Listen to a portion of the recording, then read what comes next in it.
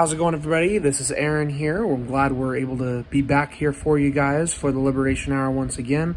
Wanted to hop on here before this podcast starts because I want to let you know I did have video originally for this podcast, but unfortunately the files got corrupted. I do still have the audio for you guys though, so this is a podcast that I recently recorded with a couple good friends of mine, Michael Kukkonen and Leah Jade, on mental health.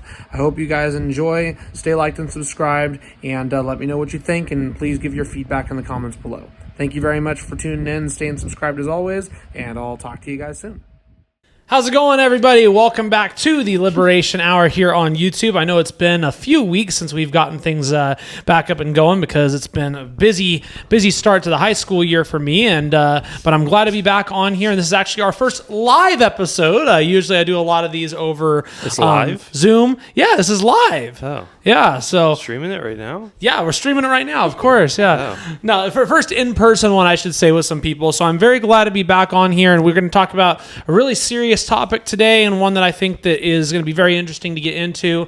And I'm very happy to be joined by a couple of my good friends here. I got to shout out Mr. Producer, Ricardo Navarrete over here, helping out. So thanks to the producer. He might jump in on the show a little bit. But firstly, I'd like to welcome a good friend of mine right over here, Mr. Michael Kukkonen. How are you doing, Michael? Hello, good. How are you? I'm great. Thank you for having me on. Of course, you bet. And then I'd like to thank over here in front of me to my left, Miss Aaliyah Jade. How are you doing, Aaliyah? Hi, I'm good. How are you? I'm good. I'm glad we were finally able to do this. I know we've been trying to do this for a while, and I know that is something we wanted to talk about for a little bit, but basically today we're going to be getting into a lot of stuff regarding and revolving around mental health.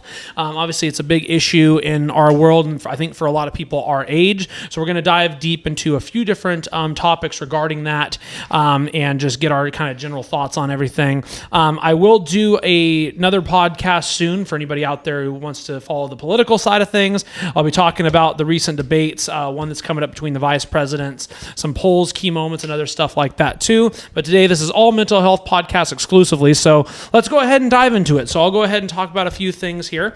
So stats per the Center for Disease Control, CDC, more than 1 in 5 U.S. adults currently live with a mental illness. Over 1 in 5 youth ages 13 to 18 either currently or at some point during their life have had a seriously let me see if I can say this word. Take your time. Debilitating mental illness. There we go. I can read past a 10th grade reading level, I promise. About 1 in 25 adults lives with a serious mental illness such as schizophrenia, bipolar disorder, or major depression. So I guess the question I wanted to start with you guys is because, these are numbers that in some regards have kind of increased over time. And I think the one thing for a lot of people our age is social media has obviously played much more of a prevalence in our society in recent years, probably within the last 10, 15 years or so. How do you feel, and Michael, I'll go ahead and start with you. How do you feel social media has played more of a role in worsening the mental health of some people, especially younger people, in recent years? Well, social media, everyone has it nowadays, at least our age, at least most people. I mean, maybe 20% of people our age don't have it, don't use it, which I think in the grand scheme of things is probably for the best. But I think the disconnect, it happens just with technology, even with texting and stuff. There's a lot of disconnect over the internet and texting people, because back in the day, you just, call up your friend, you have a phone call, and then you guys meet up in person. You guys, enjoy the outdoors. And I took a walk the other day because I had to get my tires changed. And I was like, I need to walk more because it's really healing to just get out of the house. And I think that's a huge thing that people are missing nowadays, because social media can definitely impact that. If you're heavily involved, doom scrolling is a thing. You watch YouTube videos all day. I see it, especially with the newer generation.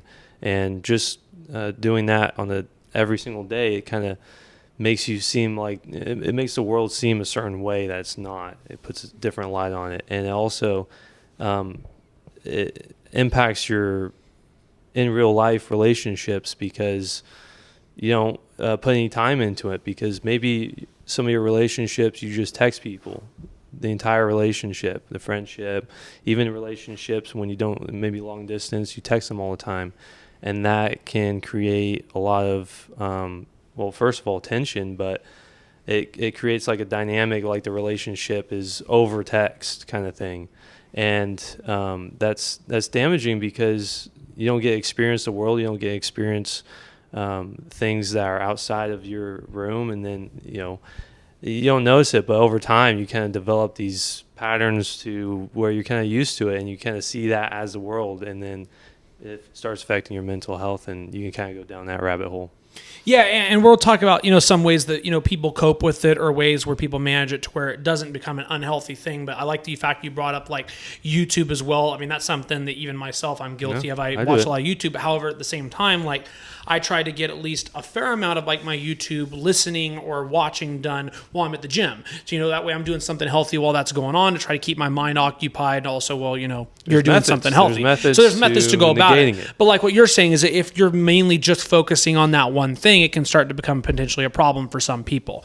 Aaliyah, I'll go ahead and turn it over to you. Okay. How do you feel that social media, whether it's Twitter, Instagram, Facebook, Snapchat, TikTok, etc., has played more of a role in kind of worsening mental health of some people our age? Well, first, 100% agree with you. I think especially everything like having relationships online is detrimental because there's no connection there. And I feel like a lot of people aren't very accountable as well because they're behind a screen. But I also believe that there's so much information getting downloaded to us every single day, all the time, from everywhere, that I feel like our brains weren't meant to have all of that at once, all the time. And I think that also kind of goes with the mental health thing because so many people are getting so much anxiety, depression, like especially fear. Like I think it's good to be like to know what's going on, but also all of that at once. Every time you scroll each thing, it takes 2 seconds to scroll through something and you're getting 10 different news articles right in front of you that are happening far away. And it's good to know about that. But I think also doing it all the time, like you said, doom scrolling could be really bad. And like you're overwhelmed, you're overstimulated because it feels like it's all happening to you. Does that make sense? Yeah. And I think, like you mentioned with news, I think that unfortunately in this country, people aren't taught proper media literacy. So I think a lot of people will see just a lot of these articles, which admittedly as a journalist, a lot of articles are very clickbait heavy and are very designed to just try to draw attention in. But they're also intended to try to draw as much chaos in as well to bring that attention, which can get to a lot of people if, you're not diving deep into the articles or you're not, well versed necessarily with what's going on. I've noticed that firsthand with some people as well, and that's something that's very frustrating and why I think that there's a responsibility to that. But you mentioned something, I think you kind of brought it up too, that I think is interesting because you brought up the idea of relationships, and I know when you said that, that includes friendships and relationships, but just speaking of the relationships, obviously in this country sex sells, and I think that you see that side of it a lot on online, whether that's with sites like Tinder where people are spending money to try to get relationships, so they're almost incentivized to try to go out with people more, but can also lead to scams, which can also lead to big problems. Obviously, people can scam on other sites too out there. So I think you see that side of it too. And I don't know if we have the proper regulations in place as a whole in society to actually deal with that. And I think that's something that's also led to some of those issues. Yeah, I think one big thing with this topic about social media and stuff like that, it's all about isolation. Okay, and that's one of the biggest things that affect people, or with people that have poor mental illness, is isolation. You don't have people you can reach out and talk to, whether that may be a therapist. It can be damaging if your only person to talk to too is just your therapist. You want to have a good support system between your friends and your family. If you don't have any family, you want a lot of friends. If you don't have any friends, you want to rely on your family. But a lot of people, they don't have a strong support system. Maybe they have people, but maybe they don't really want those people in their lives, and they just kind of settle for that. And I see that a lot is people with mental illness, they have major isolation issues whether it's over the internet or whatnot, but like with social media and all this stuff. Sorry, that was my Bluetooth You're good. speaker. With isolation and all this stuff, I mean, between social media, between texting, between the ease of contacting without in-person contact, it can create an environment where it seems like it's okay to talk over the phone all the time, text all the time. And you only see that as damaging usually when it's too late. Yeah, no, I totally agree with that. I should have mentioned this before the show started too. Big props and thanks to this guy for letting us use his humble abode to do this podcast. So thank you once again, Michael, for that. Thank you. This is my vacation house. No big problem. All right, yeah. One thing I wanted to talk about too, obviously we talked about the social media side of it because, that involves young people and it involves people like us. I kind of just wanted to bring up, how has mental health kind of played a role in your guys' life or played a factor in your life? And what are some ways you've kind of managed or dealt with it over time? Obviously, you don't have to go into super big detail here because everybody, has their own stories, but just tell me a little bit about your stories through mental health and what you guys have kind of found as ways to manage or deal with it. You can go first. Yeah. No, you can go. Go for it, Michael. Well, I have a lot of experience with mental health, but not personally. It's more so been through family members and friends. And, I would say, personally, everyone has dealt with mental health in some way or another. So I do think it's one of the most underrated issues in the world today. But I've experienced, people that I'm close with going through bipolar, going through depression, going through medication and whatnot. So I have a lot of experience with people who I have loved very closely with. And some of those people have passed away. Some of those people have just gone, I moved on, they're in my past. But even, people I know today, a lot of them have mental health issues. It seems like most people that I talk to just on a day-to-day basis have some sort of mental illness in some respect, whether that's minor or major.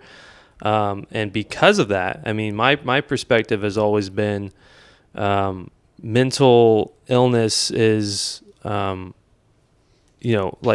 I could save lives at my work and I could feel, fantastic about it. But if they have terrible lives, while they're living, then what's the not what's the point, but you know what I'm saying? You want people to have a happy life, to enjoy life, and not just struggle every single day, because it's almost like, oh, thank you. I got to speak into the mic. It's almost like they're suffering, just living on a day-to-day basis. I see that with, a few people that I do really appreciate and love. So I have a lot of personal experience with that. But me personally, I feel like I'm a very strong person. I deal with things usually by myself, and I do have a strong support system between my friends and my family, so I think that helps a lot. Just being able to go to someone and talk to and express yourself is huge, and I've realized that that's certainly the case for me. And I also think that me personally, my personal opinion is, medications and things like going to a doctor and stuff like that, I think that's a last resort. And that's my personal. And I think that for several reasons. But anyways, I would definitely agree with you on the medication thing. I think seeing a specialist or a therapist, depending on the situation, can be of benefit. But I definitely agree that, that is also a business too, more than anything. Exactly. And is become more about money than it has about actually helping people too. Exactly. You said it perfectly. There's no incentive to actually help people. It's big money, it's big business, and there's a lot of money going through these medications. And if you actually help people and you actually get them better, then guess what? They're not going to buy those medications. Yeah. So you actually want them to stay mentally ill and sell as many medications as you can.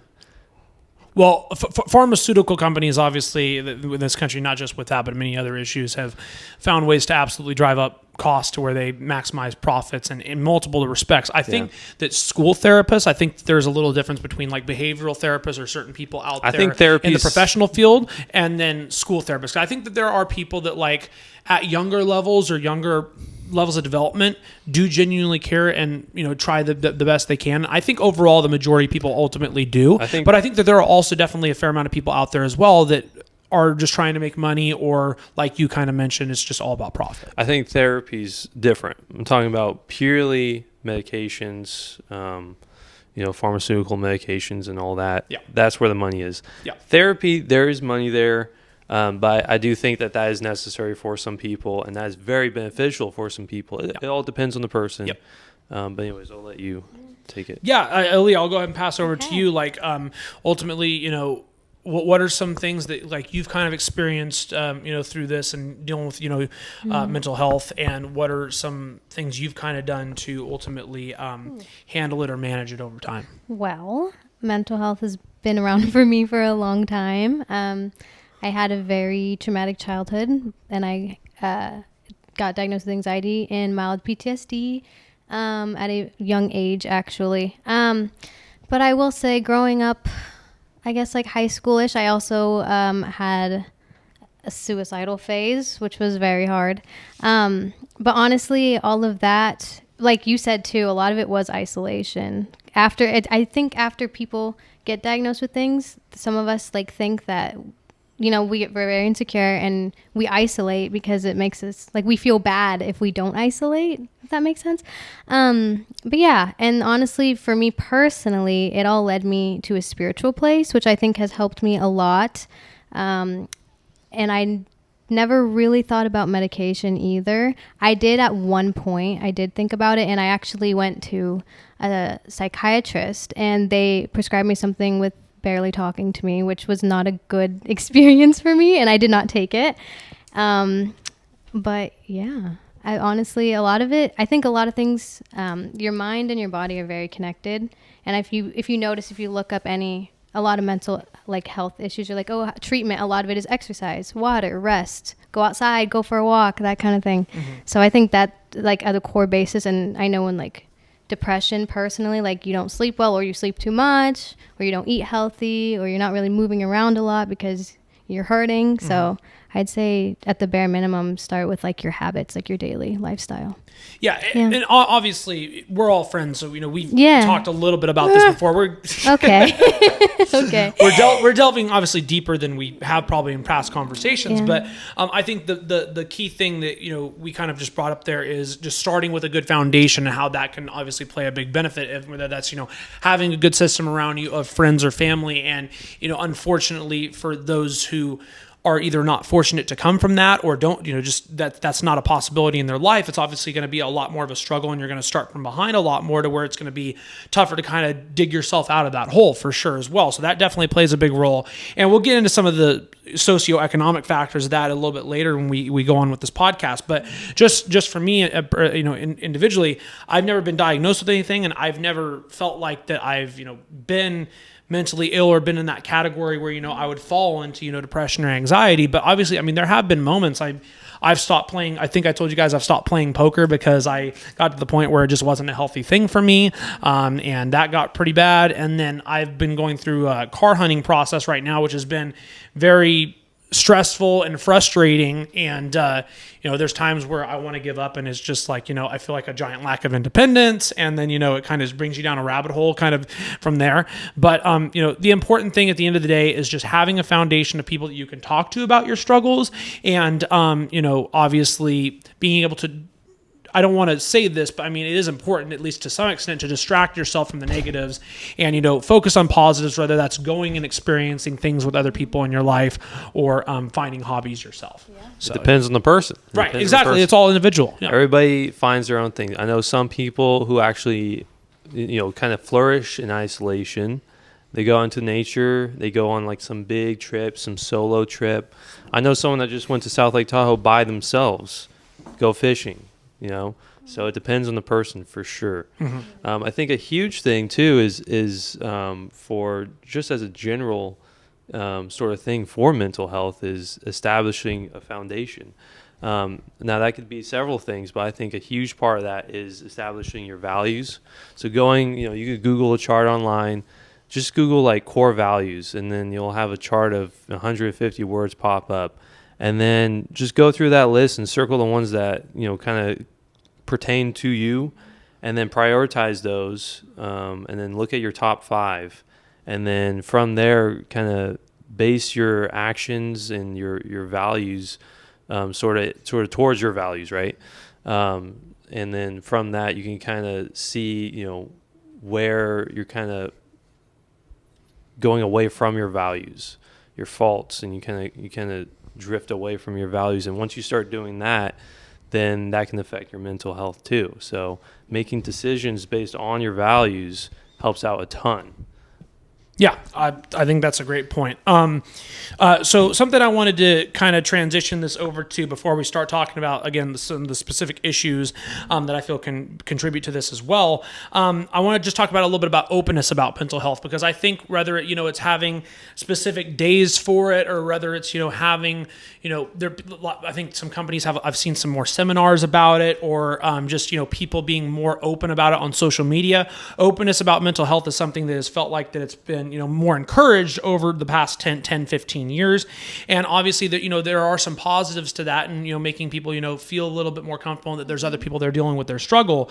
But ultimately, I want to ask you guys, and Aaliyah, I'll go ahead and let you start this time. What do you think are some of the biggest positives and potential negatives in regards to being open about mental health and what people are going through? Okay, well, first things first, I am such an advocate for vulnerability. I personally think it is a strength, and I think it's good that it's open and that people are talking about it and they don't feel, like you said, as isolated. I think a lot of it's really great. The only thing I have an issue with is I've noticed, especially with the younger generations, that some people use it as like a personality trait, and it's like cool, or it's like, I don't know if that, does that make sense? In a way? Yeah, some people, when they find out, they kind of label themselves and put themselves in a box a little bit and be like, oh, I have this, so, But I also see like people being like, oh, like, I don't know how to explain it, but they're just saying like, oh, like, I'm so cute, I have ADHD, or oh, I have this. And like, no, I'm serious. It's true. And that's the one thing that's the one thing that's kind of like kind of negative, I guess. But and I guess a little insensitive, but yeah, some I would people say may that feel it delegitimizes it a little bit potentially in that sense. Yes, yeah. Michael, I'll go ahead and pass it over to you. What's your kind of take on that? Well, I think certainly people can use mental health labels as like a crutch or as like an excuse more so. So like you have someone who's diagnosed with bipolar, it kind of makes it, okay, hey, I have bipolar. It's a mental disorder. I can't do anything about it. So I'm going to kind of lean into it, and I'm going to say, well, hey, I can act this way because I have this mental illness, and I've been diagnosed with it. So because it's a mental illness, you can't have a problem with it, and that's just not true. Everyone needs to take responsibility for their actions, and I think being vulnerable about mental illness is beneficial, but it can also be damaging if you allow it to be an excuse. Yeah, I think that's fair, and that's the main thing I want to talk about is, I think it's important for people to open up and, not keep all of their feelings bottled up inside. And again, I think a lot of that comes down to what we were talking about earlier of just having good, a good social group of connection with people, but not everybody has that, and that's what makes it really hard. But also, it's just a matter of, have we gotten it to where it's gone too far to where we almost want to we're making people too comfortable to the point where we're making it feel like, hey, this is a normalized thing, when in reality, this shouldn't be, not to make anybody feel bad, but it shouldn't be normal. Agreed. This should be something that should be, we should be focusing on trying to help people through a healthcare lens and way about it, instead of making people just feel comfortable about it, because then there's just going to be a lot more people that are going to feel horrible. And you can argue that you can extrapolate that argument into some other issues regarding, what people, feel like in society when it comes to, sexuality or other things. But I think in this sense, a lot of it, this is something that is universal with everybody, and it's something that everybody could potentially go through. And I think that it's important that we just have the resources out there to help people deal with it instead of making them feel comfortable necessarily about it. Yeah, I think it's good that it's normalized in terms of being vulnerable about it, but normalizing having mental illness, then there's some gray area with that that we need to be careful about. Yeah, and that kind of actually, I almost lapped right over to the next topic that kind of transitions us right in, is ultimately, do you feel that we actually have good solutions to dealing and overcoming mental health struggles? Now, that could be in the lens of just healthcare wise, that can be just in the lens of, what resources are out there to deal with it that we currently have. Ultimately, I kind of want to focus more on the healthcare side of it, but also just what you feel are some things that we could do to make these people's situations better, and if we have the proper resources, or if it's just a matter of those people aren't going out and getting the resources that are already there. So, Leah, I'll go ahead and get your thoughts on that. Do you think that there's anything that we could do as a society to make this less of an issue or give people more options to get care? Honestly, that's kind of a gray area. I personally don't know too much about the healthcare side of it because I do very like holistic care, so I'm not sure exactly have like insurance and like how all of that works.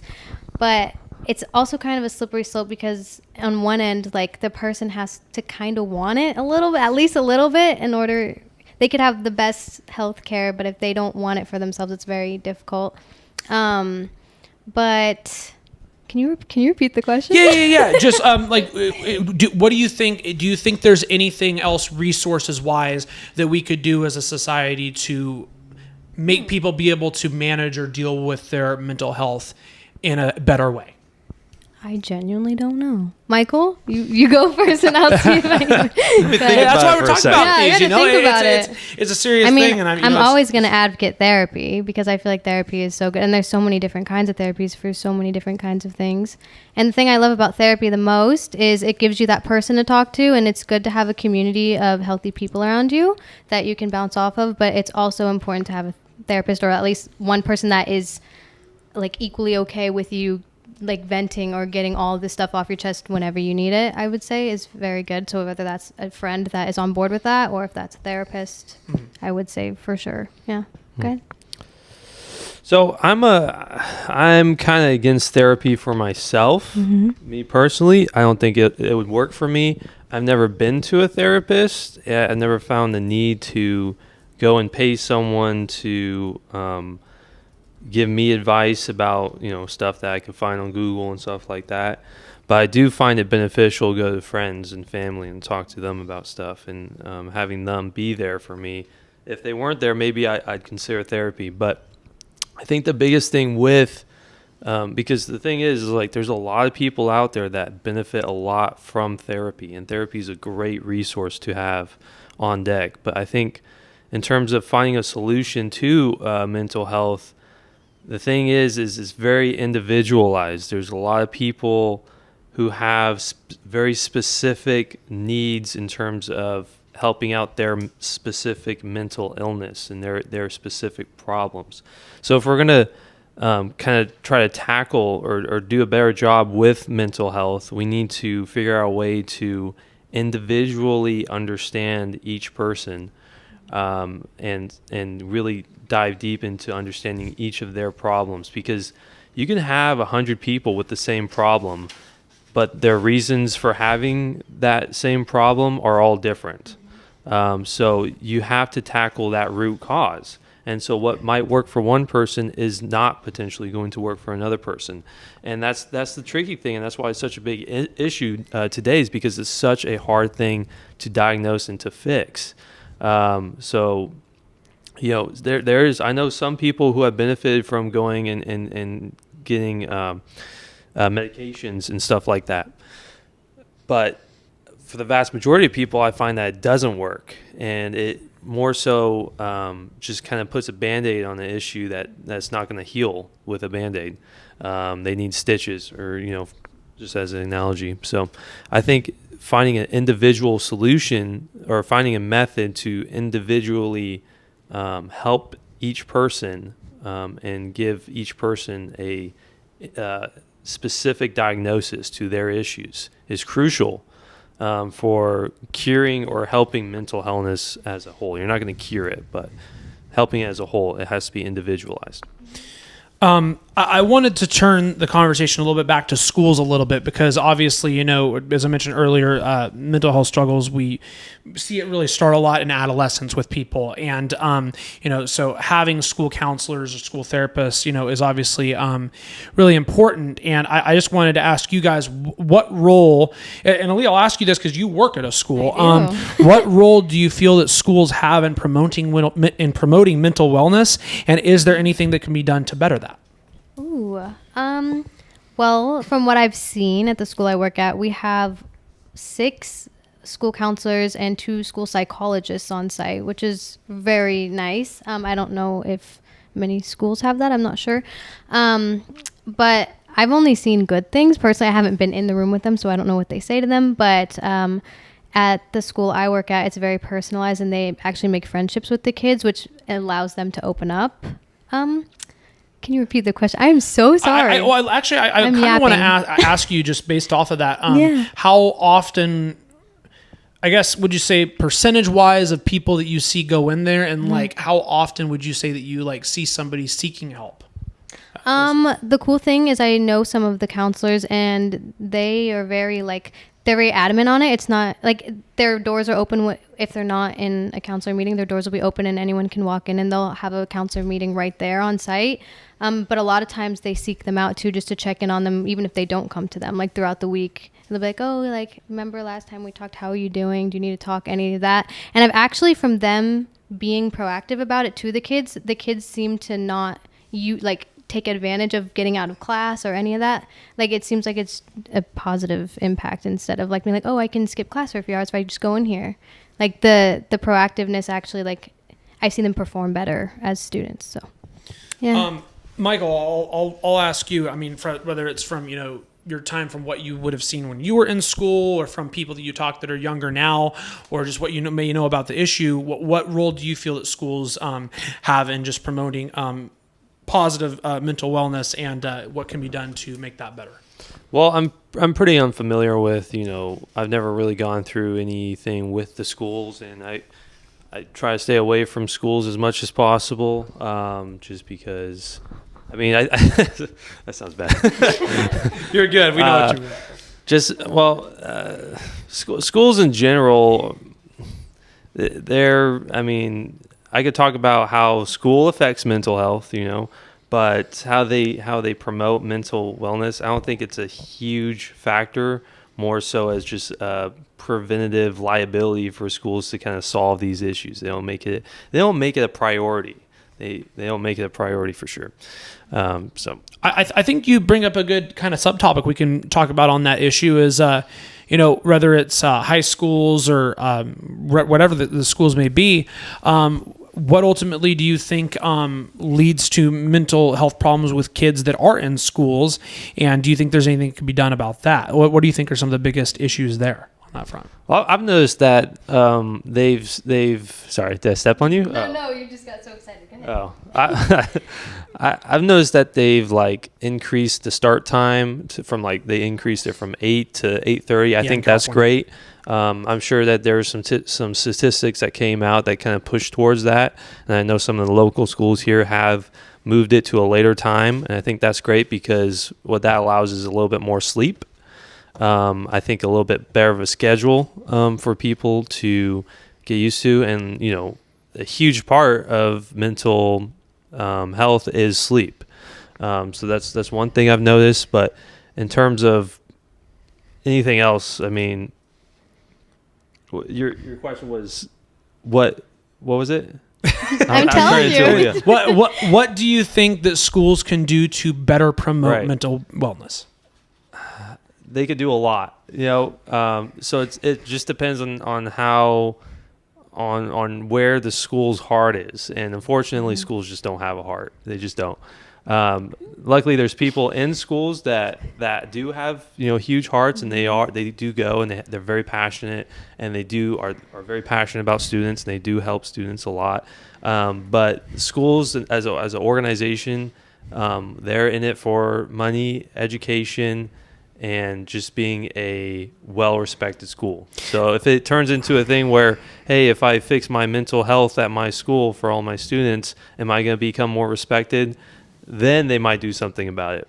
I think also a lot of it comes down to location and, resources for those people as well, because I think, while there are a lot of schools that do have school psychologists or do have a fair amount of counselors on staff that, are able to meet, however many students to that person, and it's a reasonable number. I think there's also a lot of schools in this country that are drastically underfunded to where there's not as many of those officers or, people to kind of turn to on staff to where people can reach out to them.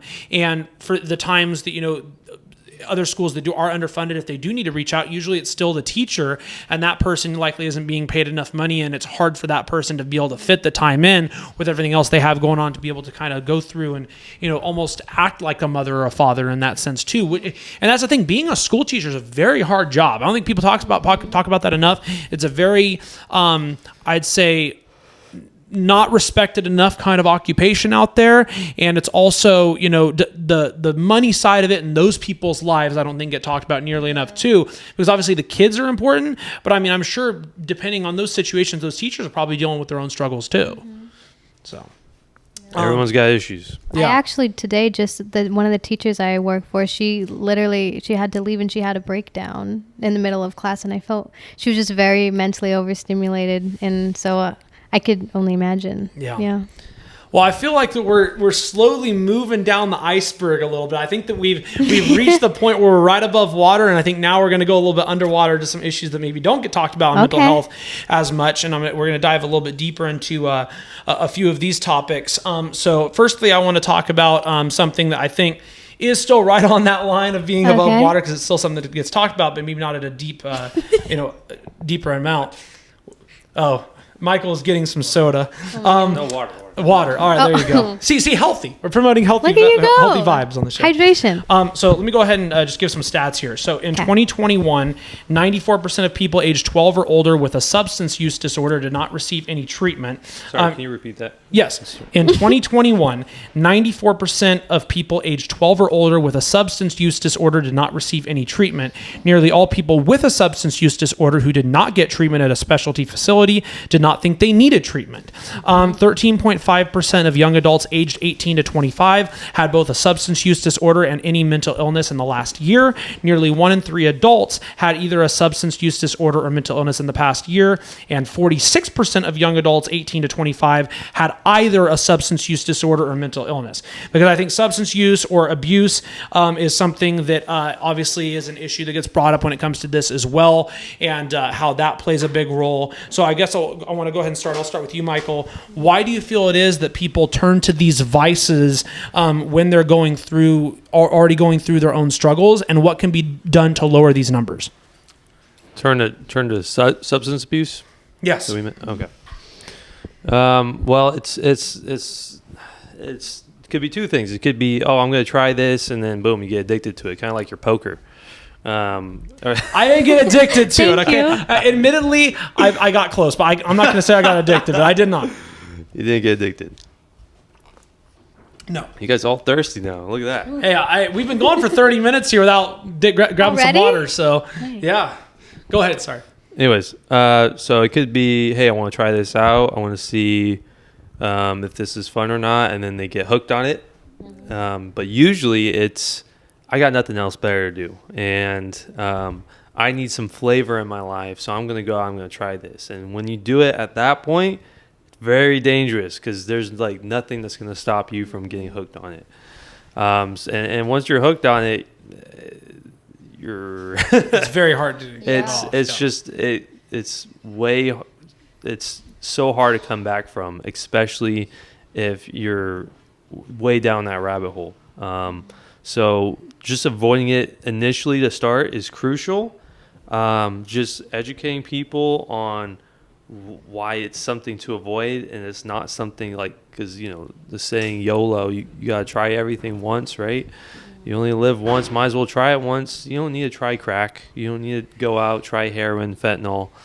It's just something that you should just avoid, and find the flavor in healthy things and good things that are known to be healthy. Because yes, you only live once, and you want to experience everything. But there's certain things that when you experience it, you kind of like it. That's going to be your last thing you should experience is fentanyl if you're going to do it, because it has so many negative impacts on the way you live, the way you control yourself, and just the danger of doing it to begin with and overdosing on it is just enough of a reason to say, hey, avoid this unless it's the last thing you're going to do. And if you think about committing suicide through fentanyl, don't do it. Don't do that. Easier, not what- unfortunately, easier said than done for some people too. That's not what I mean by doing it. You Right, know, right. don't Yeah, commit yeah. suicide. Aaliyah, I'll transfer to you. Why do you think it is that some people turn to these vices to try to make themselves feel better and ultimately only going to feel worse? Well, personally, I don't know. I haven't experienced much on this. But I do think Why haven't you experienced it? because, which is funny, not funny, but a lot of people actually have asked me that when I went through certain mental health things of like how I didn't try certain things. Fentanyl, crack. I never got heroin, asked that, but yeah, marijuana. never. Never. Hey, ever. that's actually good for Wow. some people who go through some struggles. THC can actually be a good thing. That's for another some conversation. All right. Maybe we'll add that to the end of the show. Oh, boy. So All right, you're apparently, good, you're Aaron good. has the replaced bonus. poker with marijuana. No, I have not. Thumbnail? God damn it. You're good. No, but I think it's either the wanting to feel something or wanting to feel nothing. I feel like that's kind of what it comes down to. One or the other. Yeah, and obviously, that those are things that unfortunately get kind of transferred over to people. Unfortunately, our homeless population on the streets, and the same with homeless veterans too. And it's a very sad issue, and honestly, that's a very complicated issue to deal with and tough. But one thing I wanted to talk about, because I mentioned drugs, I also think Yippee. What transition? no, I'm getting to something No, here. it's all right. It's just the way you said that. Speaking of things that really are drugs, junk food. Even junk Oh, food, I yeah, think, let's get plays into a it. role in this as well, because consumption of some food additives such as aspartame, which is found in I think a lot of Aspartame. our sodas, And gum. and gum, parabens, I don't know what that is, polysorbate 80, and MSG. MSG is something that's in so much of our foods we eat, like cereals. It's in so much of the just typical Red 40. lunch. Red dye 40, yeah. A lot of the lunch food that kids are going to eat out there too, whether it's stuff they're getting at their lunch or something they're going to have, whether it's like with their fruit snacks or whether it's like Lunchables like they used to be. These are all things that go right into our kids' food and almost don't want to say dumbs them down, but kind of depresses them down to where it really just feels like we're committing a really evil act on our kids by allowing these kind of products to exist. And it's just sad because it really makes you think, how much of this mental health problem when it comes to the youth is also attributed to the food that they eat. Yeah, I'd have to research more on exactly what those do to your brain. I don't want to start anything, but I believe, I could be wrong if you want to fact check it. Someone told me that red dye 40 actually aids in can actually cause you like AIDS? like ADD or ADHD, I think it is.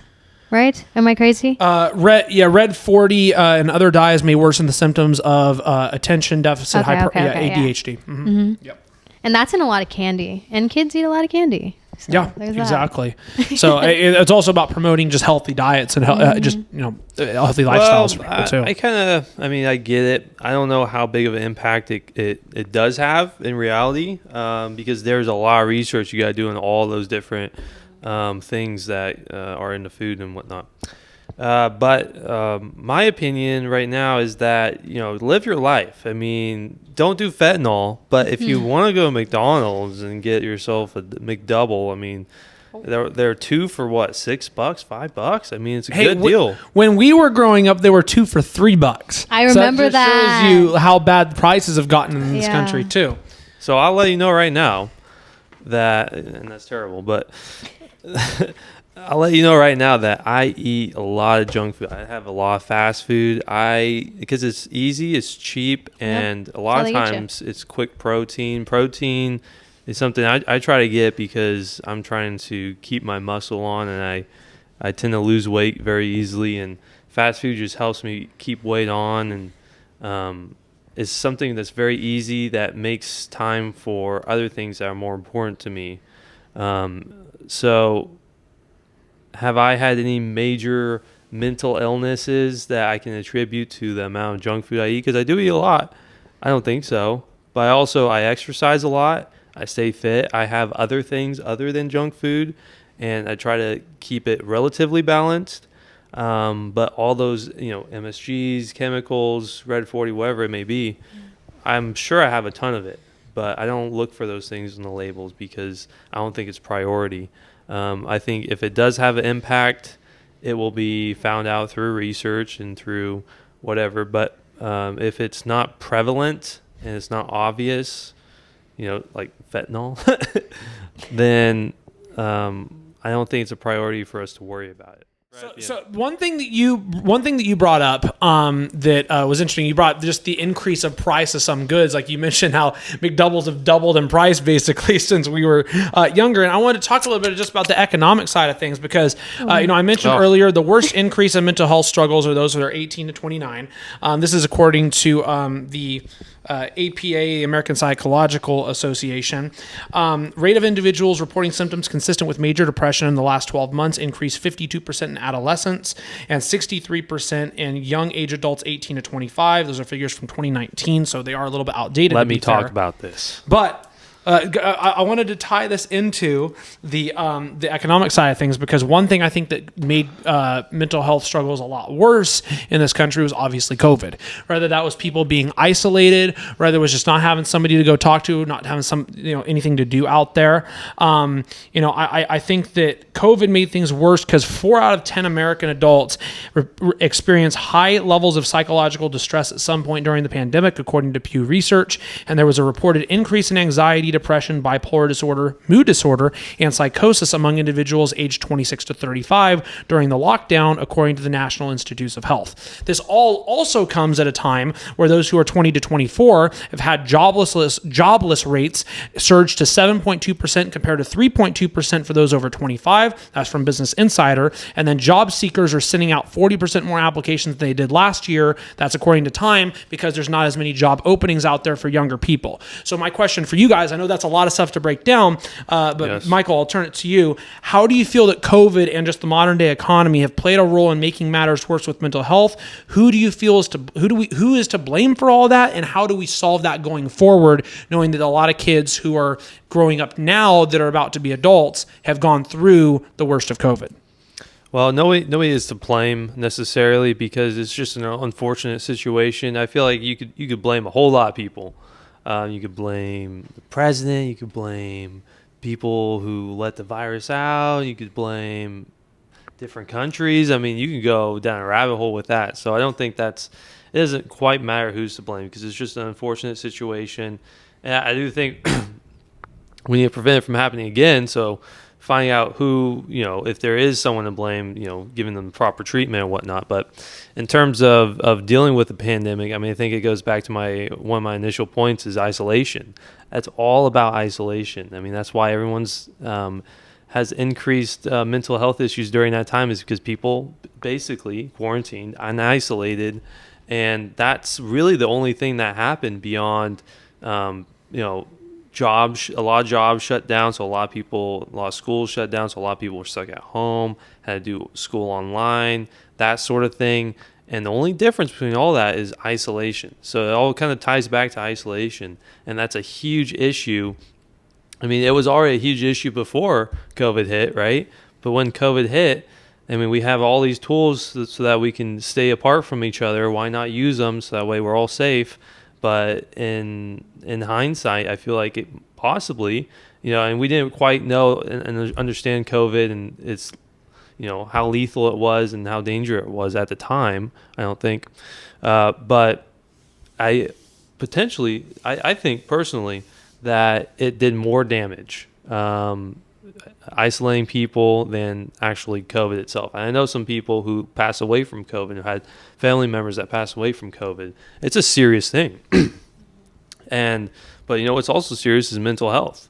And people, I have someone very close to me pass away because of isolation and because they weren't capable of taking care of themselves. And so I can't imagine who else has gone through that. I think isolation is just that big thumbprint right there.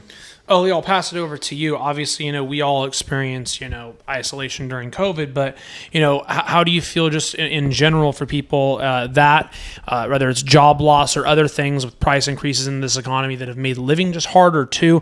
How do you feel all of that have just made matters worse with mental health? And, going forward, what can we do to learn from that and maybe solve that going forward? Well, I have something that might be a little controversial personally. Yes. Say it. Including myself and some other people I've talked to. So first of all, the pandemic was hard. Isolation was hard, especially in the beginning.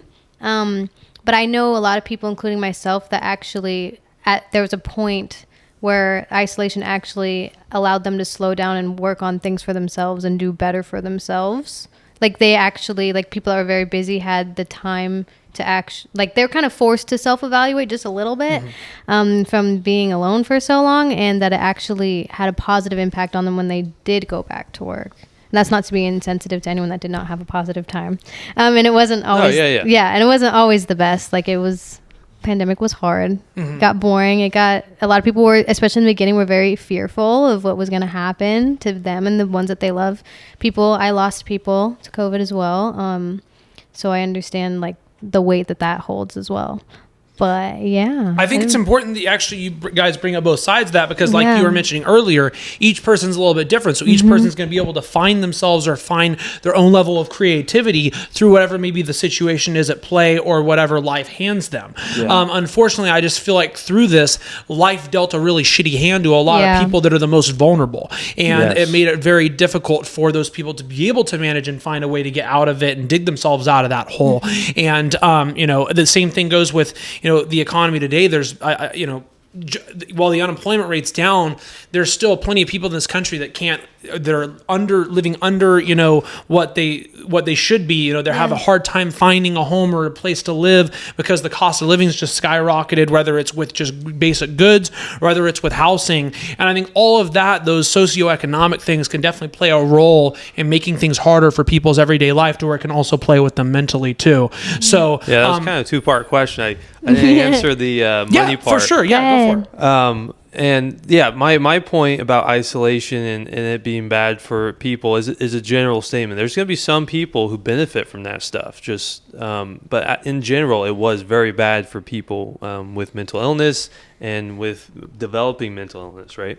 But anyways, to touch on the housing and the cost of living, that sort of thing, I've noticed a lot of people are not able to live on their own, to be independent, and that can be huge, massive, because you're stuck with your family, and unless you have a fantastic family, you want to live on your own when you turn 18 for the most part, and so being stuck at home with your family, it can be beneficial in a lot of ways. You save money and whatnot, but you don't have independence, and you can't live your life. And again, you're isolating. You can't have your friends over and throw a party because your parents are home.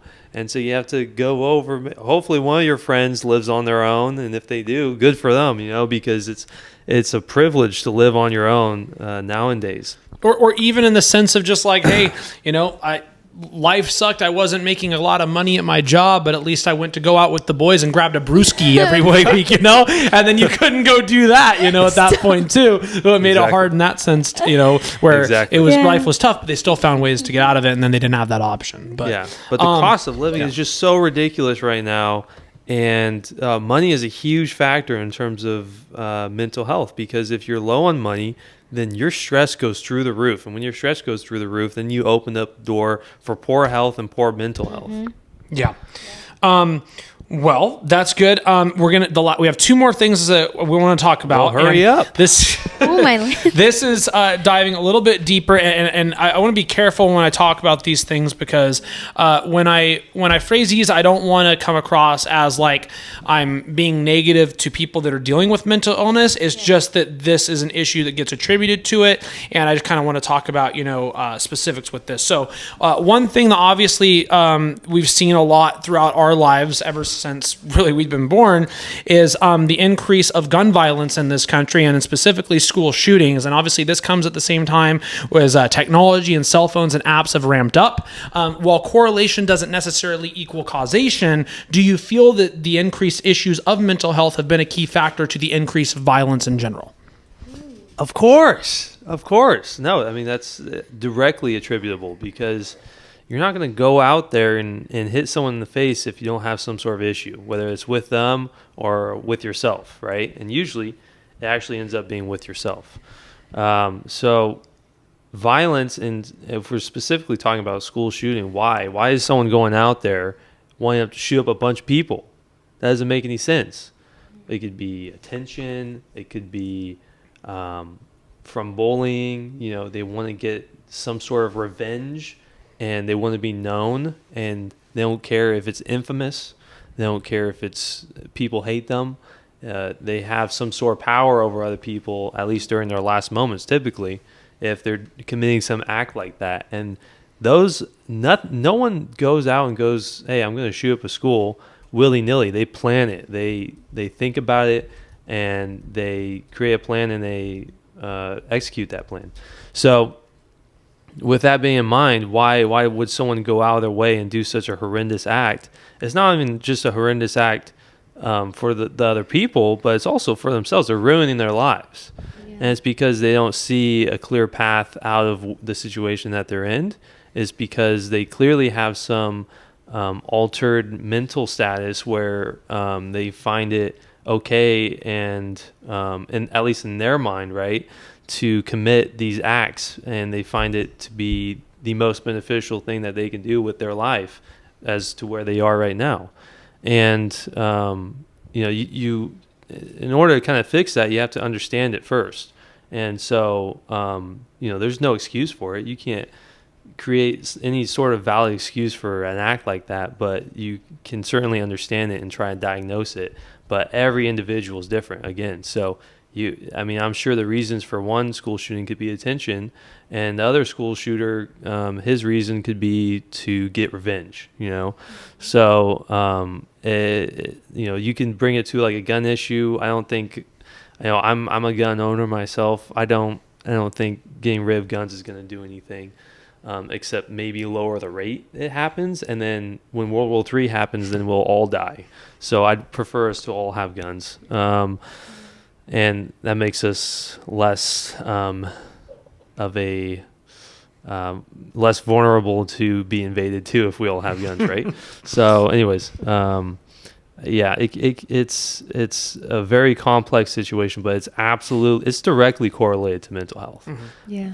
So I agree 100%. I have nothing. I agree with that. I do agree with that. I think in a sense, because I'm with you. I don't think that banning guns is going to solve that issue. I think that also, we hear a lot of stories of, kids that are able to, get into, their parents' weapons. And I think also a lot of that comes down to just being more responsible as a parent when it comes to locking up your weapon and, keeping it away from your child. I mean, you can attribute a lot of mental health to the parent too. 100%. Yeah. Like there's probably a huge factor of their parents lacking in sort of parenting, because I've never met someone with good parents really be of an issue, and they're out there. Trust me, they're out there, but it's it's much less common. The one thing I think that we can better do in this country on this issue too, where it can at least somewhat get lowered, and I know because I see stories all the time that kind of contradict each other, but from what I've seen, it doesn't seem like that we have the best background check system in this country. And I think if we had just better background checks and mental health checks when it came to, but prior to purchasing weapons, I think that would be a positive too. Certainly people will still find ways around that, as they will with anything. But I think that is at least something that maybe could be done to at least lower it somewhat, which would be nice to see. I guarantee you the best way of solving that or mitigating that hazard, like school shootings, is prioritizing mental health across the board. Yeah, no, I totally agree. All right, I got to get into the one. I kind of came up with this one early on in the show because I think that this one could lead to some spicy conversation, but also it's important as well. And I'm sure we'll have, a lot of thoughts on this. Are you going to ask me out? No. Okay. Are you going to say Although yes? it's really funny that you mentioned that because What the segue? Crazy. I wanted to talk about specifically No, the answer is how no. this leads. Mental health plays a problem No. with LGBT people in this Oh. country. So obviously, one thing that I've heard some people talk that has been a thing for decades is for gay or lesbian people, bisexual people, LGBTQ conversion therapy. There are people that have gone through that I know have experienced their own kind of shame, anger, suicidal thoughts. And then obviously that plays an issue with other people as well. I guess my first thought, because we might have a little disagreement here, but I know that transgender people, for example, probable depression, the prevalence of probable depression is 33.3%, anxiety is 29.6%. That's according to the National Institutes of Health. Now, at the same time, this is a tough issue because obviously, we're very divided as a society and we have our own thoughts on this, and I don't think that people properly go about having conversations in the right way about this. But I want to ask you guys, overall, first off, do you feel that these people are treated fairly by society? Do you, and overall, just what's your take on this issue? Do you feel it's an issue? And just let me get your general thoughts on that to start off with. LGBTQ people? Yeah, and the struggles that they go through with mental health, if that's an issue, why it's an issue, what we can better do for those people. Yeah, that one's hard. Well, LGBTQ, did I say that right? Yes. Mm-hmm. Them are... I know this is a tough issue, so I know it's going to take some time and whatnot. At the end of the day, life's unfair, and you got to just take it day by day. If you're less normal or more abstract from the normal, then you're going to get more pressure from general society, and you're going to be looked at differently because the less normal you are, the more of a threat you are, sort of thing. That's just a general society sort of thing, because we don't like things that are out of the normal unless they are beneficial, right? Unless they're like genius or very athletic or something like that. If you are weird or whatever, then you can attribute that to someone that you don't want to talk to. And if you've been one of those people who's transitioned or whatnot, you're going to have more flack from general society, and you're going to have to deal with more. That's just the fact of the matter. And normalizing it, I don't know. I don't know about normal. It depends on what you're normalizing. Is it rational? Are you making me say stuff that I don't want to say? I'm not interested. However, if it's something that doesn't hurt other people and you don't force it upon other people, I don't have a problem with it. LGBTQ plus, whatever you want to be, I don't care. If you try and make me gay, then I have a problem, sort of thing. If you try and make me say words that just are imaginary in your imaginary world, then I have a problem. But if you ask me like, hey, can you do this? Sure, I could do that for you. If I respect you, if I appreciate you as a person, I don't have any problem doing that for you. Whether that's someone I barely know or someone that I know a lot, it doesn't matter. So I think it depends. It's very individualized, whatever I'm going to deal with, whatever specific issue there is. I'm going to take it with the individual that I'm, talking to. Yeah, same here. I feel like it depends on the kind of person they are. Like, I'm not, like, if I know that you're LGBTQ, I'm not sitting there constantly thinking about it. Like, it's not really in my head. Yeah. One thing, actually, the wedding I went to, it was, I think everybody was LGBTQ there, actually. So it was very interesting for me. And honestly, I think one of the reasons a lot of them have a lot of anxiety is because since they know, especially I met a lot of transgender people there, and I know, they didn't fully look the look yet, if you will. No, I'm being serious. Why are you laughing? You know, I met some incredible drag queens there, okay, and they were very nervous, and I think the reason they were telling why you laughed. The reason that they said they had a lot of anxiety because they felt targeted, because it's one of those things, like, if you know that if you're feeling different, especially that's how you view everything around you. Right. Someone could say something that they didn't mean by it. Someone could say something that they didn't mean, or like they didn't mean any wrong with it, but you took it that way, you know? So are you good? Do you want us to wait for you? You're good, Aaliyah. I'm watching. I'm looking at you. Thank you. Thank you. But yeah, so you're constantly viewing the world as if they're targeting you, so that can also be very hard of the way that you perceive things. All right. Well, Strawberry Boy recovers over here. I'm going to go ahead and I didn't mean that. I want to respond to that a little bit because, you know, you bring up a point, obviously, that, like, you know, it's a matter of, you know, just don't drag me into it, which this whole thing is just, you know, let people be, you know, the way they want to be or how they want to live. So my question is, because, you know, you said that there's certain things should be normalized. No, I don't know if it's a matter of normalizing is the word I would use, but I guess normalizing in the way that you just talk to people as if they're just a normal person in that sense. It's not a matter of, you know, them saying, hey, you know, you need to accept me, blah, blah, blah. Just see me and treat me as your typical normal human being as everybody else. And I think that, unfortunately, there's a lot of these people that feel that that isn't the case, because whether it's being teased, whether it's certain systemic issues in this country, that do not fall their way, I think that, you know, those obviously play a role in worsening those people's lives in multiple levels. I have a question. Do you think, so like stores that have like pride sections, do you think that's segregating, or do you think that's including? So I have my own thoughts on that. Okay, yeah. My thoughts on that is I think they're bullshit, but I don't think they're bullshit in the sense that, you know, oh, we're having a specific section for those people. Yes. I think it's bullshit that those companies are doing it. That people think those companies are doing it because they give a shit. I don't think those companies give a damn. They only care about their pocketbooks. They only care about their wallets and how much money they're going to make from that. They see that as an economic opportunity to make a quick buck off those people. If anyway, it's actually more humiliating towards those people than anything. So I actually dislike it for that reason. However, I'm not against there being those sections for people, you know, being a little bit more, you know, feeling like that they're being treated in a respectful way or whatever, or having that as an option out there to make them feel more welcomed into society.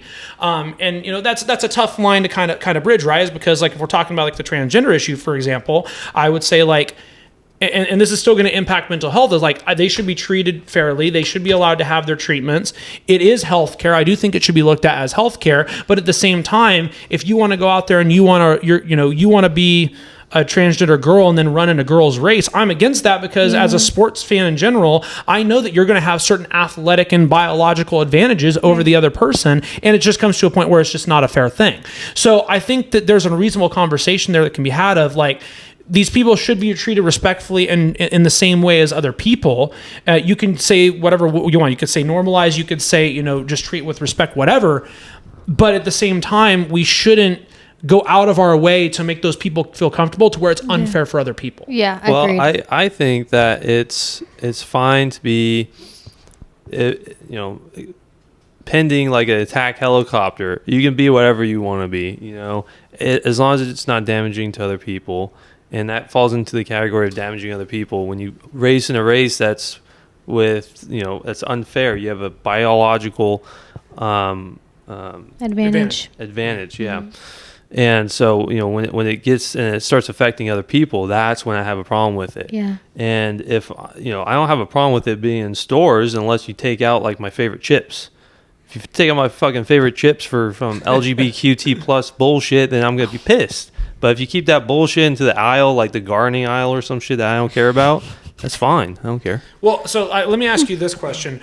Outside of the racing side of things, or being in athletics, what do you feel are some specific issues that, I guess this is the best way I could word it. What do you feel like are some specific issues where those people do pose a danger or a threat to other people in society? Pedophilia, for sure. Okay. That was something that I saw were trying to be normalized, that whole Love Is Love, but they were taking it as like grown-ups and children, and I'm pretty sure they created a flag for it, which was kind of crazy. Yeah.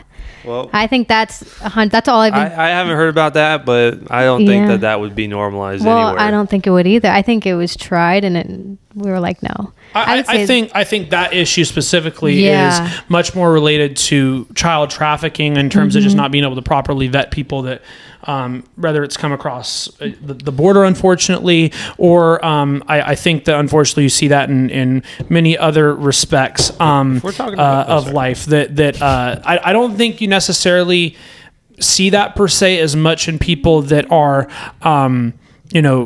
necessarily transgender. Of course, there is the thing I've seen where there have been, drag shows been shown to a lot more younger people. I've seen, yeah. And admittedly, I haven't looked at any data on this stuff to where I don't know, how that plays a positive role in terms of just those people seeing it at a young age and accepting those people in society, or just being a wrong thing to show to those people, depending on, if it gets to a lewd point. I think that there's a very gray area there on that. And that's something that I personally don't know as much about. Yeah. But I don't know exactly the stats when it comes to pedophilia necessarily being accepted on a wider stage. Well, I don't think it's accepted on any stage, but I think beyond pedophilia or whatever, I think there is two prevalent that are kind of accepted more normally is transgender people going into like a guy who transitioned to a girl going into a girl's restroom. And there was another one that I lost my train of thought on. Whatever. But like that, something like that can be of danger. And then maybe it's pedophilia, but more so like you go into your opposite gender's restroom, and I mean, even if you have fully I don't know. I feel like it should not be allowed in any sense, even if you have fully transitioned, because of the danger it poses. Yeah. So the main concern with that is obviously I've seen is people concerned that they go into the restroom and then they stalk kids or other genders. I don't know if there's any studies out there that necessarily show that. The way I look at it is I don't have an issue per se with gender neutral restrooms. The way I look at it is gender neutral restroom is the restroom in your house.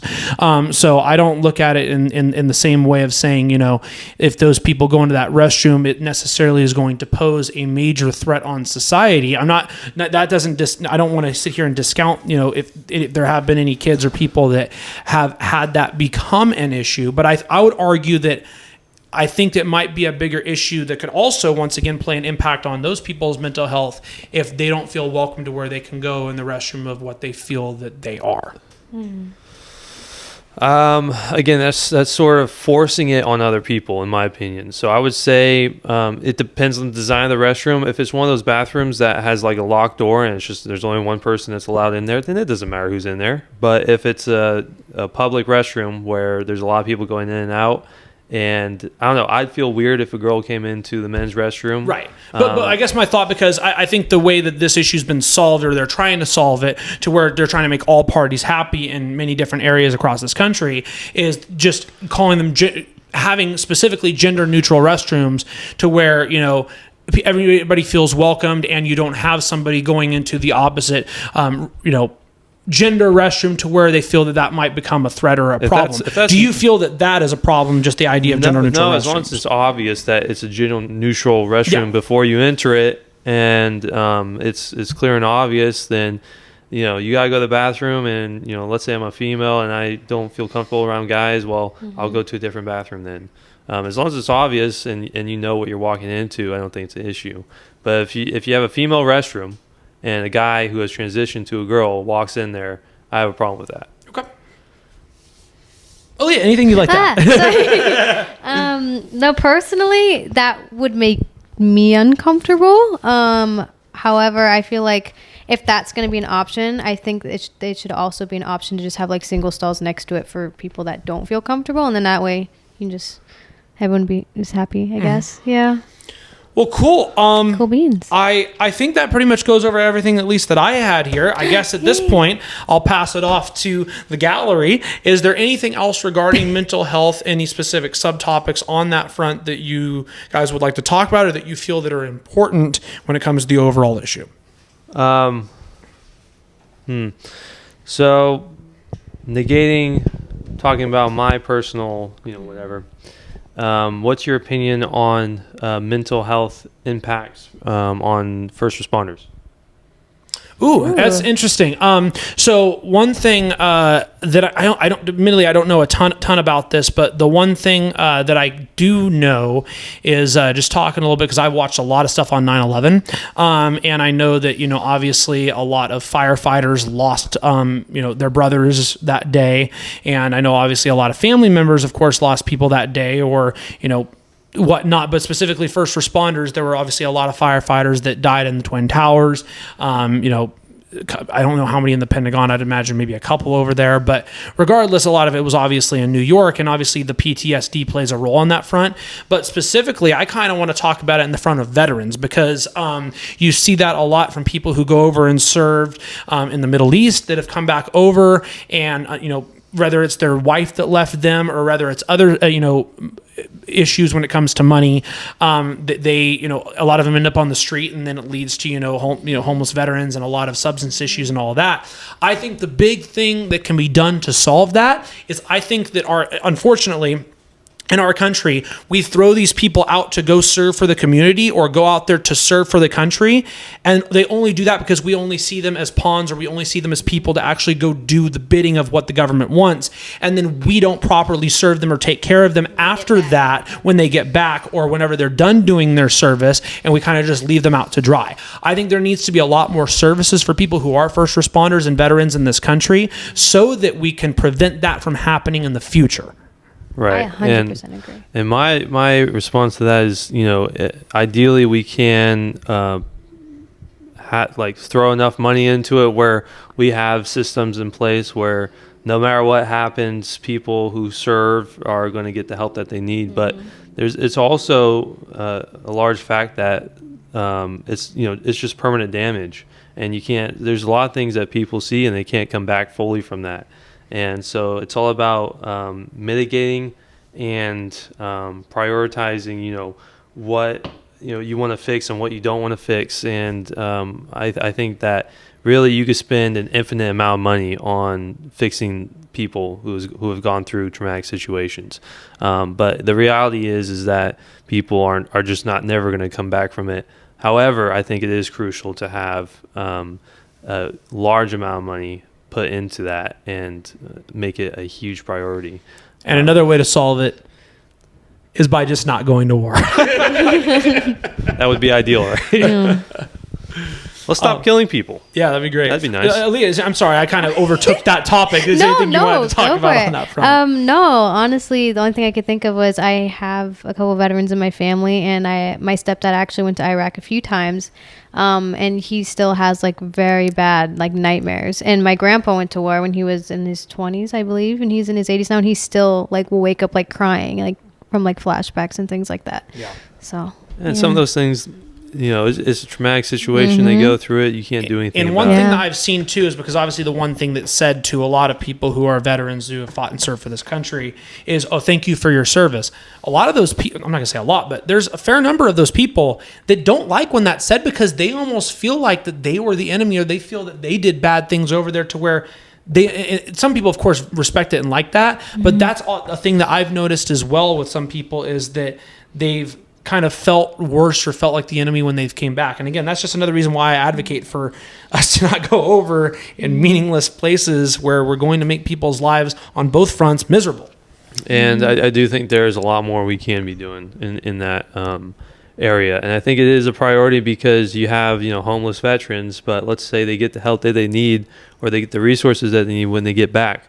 A lot of things with mental health is all about education and educating people and making sure that they're aware of resources and options, and that they make those options readily available to where they feel comfortable reaching out. And that's a complex situation, but it's all about diagnosing the individual. Every individual who has come back has their unique individual experiences that they have gone through, that they have had to deal with, and the nightmares that so it's all about giving them the resources, giving them the options, and making them easy and readily accessible.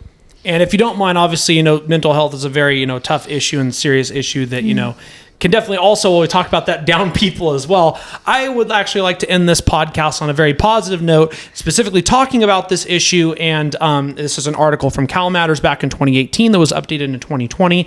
The only city in California to solve veteran homelessness is on a mission to go bigger. So let's see. Army veteran Bill Bruick spent his last night homeless lying on a tiny patch of dirt, now festooned with a pink flowering shrub behind a food for less grocery store in Riverside. That night in 2013 capped 10 years of living outside a shopping center for the 51-year-old who resembles a young Charlton Heston. There are around 40,000 homeless veterans in the United States, according to the U.S. Department of Veterans Affairs. More than 11,000 live in California. The state has seen a 17% rise in homeless vets since 2016. The city of Riverside is the only city in California to end veteran homelessness, according to the U.S. Interagency Council on Homelessness, one of 62 communities in 32 states to do so. So it's just great to see. I know that there have been counties that have tried to tackle it even more since then. I know that Greater Los Angeles area has housed 1,800 veterans last year alone. So we are starting to see, certain communities or certain cities trying to tackle this issue on a bigger scale. But it would be nice to see a politician out there go actually advocate for that instead of spending hundreds of billions of dollars more towards defense. So anyways, that is pretty much going to do it for the podcast. I really appreciate everybody for tuning in as always. And big thank you to you guys for coming on once again. Thank you. Jade, Michael Cacone, thank you guys for coming on. Our wonderful producer, Mr. Ricardo Navarrete. Really, thanks everybody, and I appreciate your patience. I know it's been a little while. We're going to get some more podcasts up and running here very shortly. Obviously, the election's right around the corner, so stay tuned. But until next time, this has done it for the Liberation Hour, episode 9. Take care, everybody. Peace out. Nice. You got it. I thought that was really good. That was really good.